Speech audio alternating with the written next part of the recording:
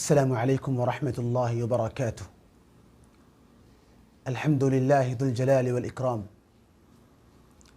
والصلاة والسلام على سيد الأنبياء والمرسلين، أما بعد. محترم و معزز سامعین کرام اور باپردہ خواتین،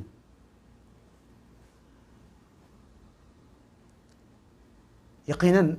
یہ بات ہر ایک کو معلوم ہونا چاہیے کہ اللہ تعالیٰ نے اپنے مومنین بندوں اور مسلمان بندوں سے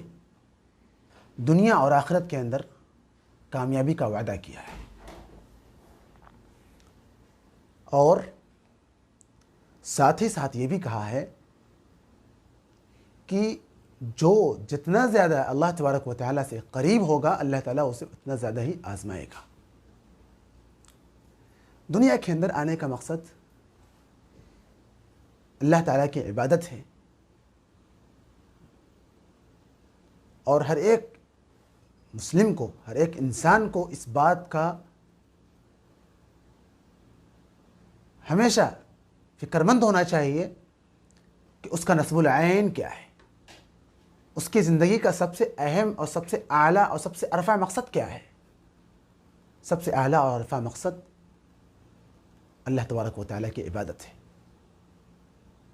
آج کے اس پرفتن دور میں عبادات کو لے کر کے اور معاملات کو لے کر کے ہم اس قدر اللہ تعالیٰ کے راستے سے بھٹکے ہوئے ہیں، جس کی وجہ سے ہماری جان اور مال کو حلال کیا جا رہا ہے، ہمارے خون سے کھیلا جا رہا ہے، ہمارے جسم اور جان سے کھیلا جا رہا ہے، ہمارے مال سے کھلواڑ کیا جا رہا ہے۔ اور اتنا ہی نہیں، دشمن تو دشمن ہے، خود ہمارے اپنے مکر اور فریب کے شکار ہو گئے ہیں۔ ہر ایک جماعت جس کی طرف اس کی نسبت ہے، جس کی طرف اس کا انتساب ہے، وہ یہ سمجھتی ہے کہ ہم حق پر ہیں، اور پھر وہ اپنے اصول اور ضوابط کے ذریعے لوگوں کو اپنی طرف دعوت دیتی ہے، اور وہ یہ سمجھتی ہے کہ یہی اللہ اس کے رسول کا طریقہ ہے، جبکہ ہر ایک کو ایک مومن ہونے کے ناطے اور ایک مسلمان ہونے کے ناطے یہ سوچنا چاہیے کہ جتنا اس کے پاس علم ہے اسی حد تک اسے گفتگو کرنا چاہیے، کیونکہ جس دور سے اور جس خطرناک وقت سے امت مسلمہ اس وقت گزر رہی ہے، ایسا دور کبھی نہیں آیا ہے، اور ابھی نہ جانے کن کن مشاکل اور کن کن مصیبتوں کا سامنا کرنا پڑے امت کو۔ ایسے وقت میں ہمیں اس سلسلے میں فکر مند ہونا چاہیے کہ ہم کوشش کریں، جدوجہد کریں،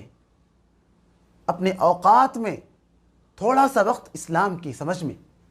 اور اسلام کی تعلیم اور تعلم میں گزاریں، تاکہ رب العالمین کی رحمتیں نازل ہوں، رب العالمین کی برکتیں نازل ہوں، اور دنیا کی جو مشاکل اور مصیبتیں ہیں ان سے ہم نجات پا سکیں۔ یہ تو ممکن ہی نہیں ہے کہ آپ دنیا کے اندر آئے ہیں اور آپ کو مشکلات کا سامنا نہ کرنا پڑے، یہ تو ہو ہی نہیں سکتا ہے۔ اللہ تعالیٰ فرماتے ہیں الذی خلق الموت والحیات لیبلوکم ایکم احسن عملا، کہ اللہ تبارک و تعالیٰ وہ ہے جس نے موت اور زندگی کو پیدا کیا ہے تاکہ وہ تمہیں آزمائے کہ تم میں سے کون سا شخص اچھے عمل کرتا ہے۔ اور دوسرے مقام پر اللہ تعالیٰ نے فرمایا وَلَنَبْلُوَنَّكُمْ بِشَيْءٍ مِّنَ الْخَوْفِ وَالْجُوعِ وَنَقْصٍ مِّنَ الْأَمْوَالِ وَالْأَنفُسِ وَالثَّمَرَاتِ وَبَشِّرِ الصَّابِرِينَ، ضرور بھی ضرور اللہ تعالیٰ تمہیں آزمائے گا، کچھ خوف دے کر کے، تمہیں بھوکا کر کے، تمہاری جان اور مال لے کر کے، تمہارے مال میں کمی کر کے، وَلَنَبْلُوَنَّكُمْ بِشَيْءٍ مِّنَ الْخَوْفِ وَالْجُوعِ وَنَقْصٍ مِّنَ الْأَمْوَالِ وَالْأَنفُسِ وَالثَّمَرَاتِ وَبَشِّرِ الصَّابِرِينَ۔ ساتھ ہی ساتھ اللہ تبارک و تعالیٰ نے ان مصیبتوں اور ان آزمائش پر صبر کرنے والوں کو خوشخبری دی ہے۔ اور پھر دوسرے مقام پر فرمایا لَتُبْلَوُنَّ فِي أَمْوَالِكُمْ وَأَنفُسِكُمْ، کہ تم اپنے مال اور اپنے جان کے بارے میں ضرور بھی ضرور آزمائے جاؤ گے۔ وَلَتَسْمَعُنَّ مِنَ الَّذِينَ أُوتُوا الْكِتَابَ مِنْ قَبْلِكُمْ، اور ضرور بھی ضرور تم اہل کفر سے اور یہود و نصرانیوں سے تکلیف دہ باتوں کو سنو گے اور تکلیف پہنچائے جاؤ گے۔ وَإِن تَصْبِرُوا وَتَتَّقُوا فَإِنَّ ذَلِكَ مِنْ عَزْمِ الْأُمُورِ، اگر تم صبر کر کے رہے اور اللہ تبارک و تعالیٰ کا تقوی اختیار کر کے رہے، فَإِنَّ ذَلِكَ مِنْ عَزْمِ الْأُمُورِ، یہ بڑے اعلیٰ کاموں میں سے ایک عظیم کام ہے کہ تم صبر اور تقوی کی زندگی گزارو۔ محترم سامعین کرام، ایسے پرفتن دور میں جبکہ مشکلات ہر چہار جانب سے ہم پر ٹوٹ رہی ہیں، مسلمان اور اہل اسلام کو ٹارگٹ کیا جا رہا ہے، عالمی طور پر انہیں ہر قسم کی مصیبتوں کا شکار بنایا جا رہا ہے، جبکہ ایک طرف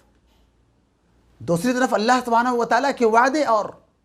اللہ تعالیٰ کی نعمتوں کے وعدے ہیں، دنیا اور آخرت میں کامیابی کا وعدہ کہ تم ہی سر بلند رہو گے، تم غم مت کرو، تم خوف مت کھاؤ،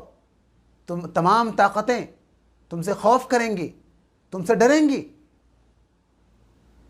ایسے کب ممکن ہو سکتا ہے؟ آئیے ہم ان لوگوں کا جائزہ لیں، ان لوگوں کی زندگی کو پڑھیں جنہوں نے جیسا اللہ تعالیٰ نے کہا، جیسا رسول اللہ نے کہا ویسا کر کر دکھایا، اور دنیا کی تمام طاقتیں ان کے سامنے ہینچ پڑ گئی اور کمزور ہو گئی۔ اللہ تعالیٰ نے فرمایا فَإِنْ آمَنُوا بِمِثْلِ مَا آمَنْتُمْ بِهِ فَقَدِ اهْتَدَوْا، کہ اے صحابہ کی جماعت، اے مسلمانوں، جس طریقے سے تمہارا ایمان ہے اگر آنے والے لوگ بھی اسی طریقے سے ایمان لاتے ہیں تبھی ان کا ایمان اور ان کا اسلام قابل قبول ہوگا۔ اگر وہ تمہارے طرح ایمان نہیں لاتے ہیں تو وہ اللہ تعالیٰ کے راستے سے پھر جانے والے لوگ ہیں اور وہ اللہ تعالیٰ کی جانب سے تکلیفوں میں پڑ سکتے ہیں۔ اسی طریقے سے اللہ تعالیٰ نے فرمایا وَأَطِيعُوا اللَّهَ وَرَسُولَهُ وَلَا تَنَازَعُوا فَتَفْشَلُوا وَتَذْهَبَ رِيحُكُمْ وَاصْبِرُوا، کہ اللہ کی اطاعت کرو، اس کے رسول کی اطاعت کرو، آپس میں جھگڑا مت کرو، آپس میں خلفشار مت مچاؤ، ایک دوسرے سے عداوت اور بغض مت رکھو۔ اگر تم ایسا کرو گے تو دشمن طاقتیں تمہارے اوپر رعب جما لیں گی اور ان کے دلوں سے تمہارا رعب ختم ہو جائے گا، تمہاری طاقت اور تمہارے غلبے کا جو رعب اور خوف تھا ان کے دلوں میں سب ختم ہو جائے گا۔ محترم سامعین کرام، صحابہ کرام کی جماعت تمام اقوام میں سب سے اعلیٰ اور سب سے اعلیٰ اور عرفہ جماعت ہے۔ جس قوم نے صحابہ کی جماعت کو اور صحابہ کے ایمان کو اپنا ایمان اور اپنا ایمان کا معیار بنایا وہ قوم کامیاب اور کامران ہوگی، اور اسی بات کا ہمیں حکم دیا گیا ہے۔ اللہ تعالیٰ فرماتے ہیں وَمَن يُشَاقِقِ الرَّسُولَ مِن بَعْدِ مَا تَبَيَّنَ لَهُ الْهُدَى وَيَتَّبِعْ غَيْرَ سَبِيلِ الْمُؤْمِنِينَ نُوَلِّهِ مَا تَوَلَّى وَنُصْلِهِ جَهَنَّمَ، کہ جو لوگ اللہ اور اس کے رسول کی نافرمانی کرتے ہیں بعد اس کے کہ ان پر اللہ تعالیٰ کی آیات واضح کر دی گئی، بیان کر دی گئی، اور اللہ اور اس کے رسول اور مسلمانوں کے راستے کی اتباع نہیں کیے تو ہم انہیں اسی طرف لے جائیں گے جس طرف وہ جانا چاہتے ہیں، یعنی گمراہی کی طرف۔ اور جو شخص گمراہی کے راستے کو پایا، اللہ اس کے راستے کو چھوڑ کر کے وہ کبھی کامیاب نہیں ہو سکتا ہے، وہ کبھی کامران نہیں ہو سکتا ہے۔ گزشتہ اقوام کی تاریخ کو اگر ہم پڑھیں تو ہمیں خود بخود معلوم ہو جائے گا کہ کس طریقے سے اللہ تبارک و تعالیٰ نے انہیں ذلیل اور رسوا کیا۔ اور شاہد ہے پیارے رسول صلی اللہ علیہ وسلم کا وہ فرمان، اس میں اللہ تعالیٰ نے رسول اللہ صلی اللہ علیہ وسلم کی زبانی فرمایا، ان اللہ یرفع بهذا الكتاب اقواما ويضع به آخرین، کہ بے شک اس کتاب کے ذریعے اللہ تعالیٰ بہت سارے اقوام کو سربلندی عطا کرتا ہے اور بہت سارے لوگوں کو ذلت و رسوائی کر دیتا ہے، ذلت و رسوائی کے گھاٹ اتار دیتا ہے۔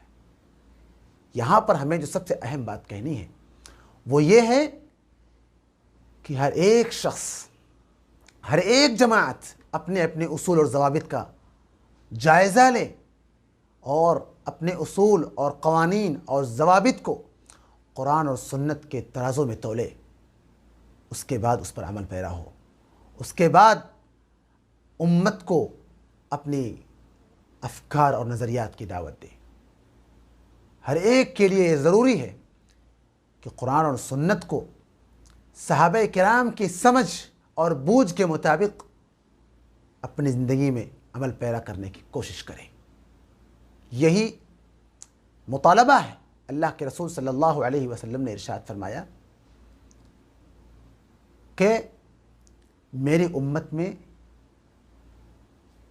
73 فرقے ہوں گے، بنی اسرائیل میں 72 فرقے ہوں گے اور ان میں سے ایک ہی فرقہ جنت میں جائے گا، اور میری امت میں 73 فرقے ہوں گے، ان میں سے ایک ہی فرقہ جنت میں جائے گا۔ صحابہ کرام پریشان ہو گئے، پوچھا اللہ کے رسول وہ کون سی جماعت ہوگی؟ اللہ کے رسول صلی اللہ علیہ وسلم نے فرمایا کہ جس چیز پر آج میرے صحابہ ہیں اس چیز پر جو جماعت ہوگی وہی لوگ جنت میں داخل ہوں گے اور وہی لوگ کامیاب اور کامران ہوں گے۔ اور اللہ کے رسول نے فرمایا لا تزال طائفة من امتی منصورین علی الحق، کہ میری امت میں ایک جماعت ہوگی جو برابر حق پر ہوگی، لا یضرهم من خذلهم، جو لوگ گمراہ لوگ ہوں گے اور ان کو نقصان پہنچانا چاہیں گے وہ نقصان نہیں پہنچا سکتے۔ محترم سامعین کرام، یہی میری نصیحت ہے اور قرآن و سنت کی نصیحت ہے جسے ہم آپ کے سامنے پیش کیے ہیں کہ آپ تمام لوگ، تمام جماعتیں اپنے اپنے افکار اور نظریات کو قرآن و سنت کے ترازو پر تولیں۔ اگر آپ کے جو قوانین اور ضوابط قرآن و سنت کے موافق ہوتے ہیں ان پر عمل کرنے کی امت کو دعوت دیں، اور جو قرآن و سنت کے خلاف ہیں انہیں آپ اپنے رجسٹر سے ختم کر دیں، تبھی امت صحیح راہ راست پر آ سکتی ہے اور تبھی اللہ تعالیٰ کے کیے ہوئے وعدوں کے مطابق زندگی گزار سکتی ہے۔ اللہ تعالیٰ سے دعا کرتے ہیں کہ اللہ تبارک و تعالیٰ ہم تمام مسلمانوں کو راہ راست پر گامزن ہونے کی توفیق عطا فرمائے۔ آمین۔ وآخر دعوانا الحمد للہ رب العالمین، والسلام علیکم ورحمۃ اللہ وبرکاتہ۔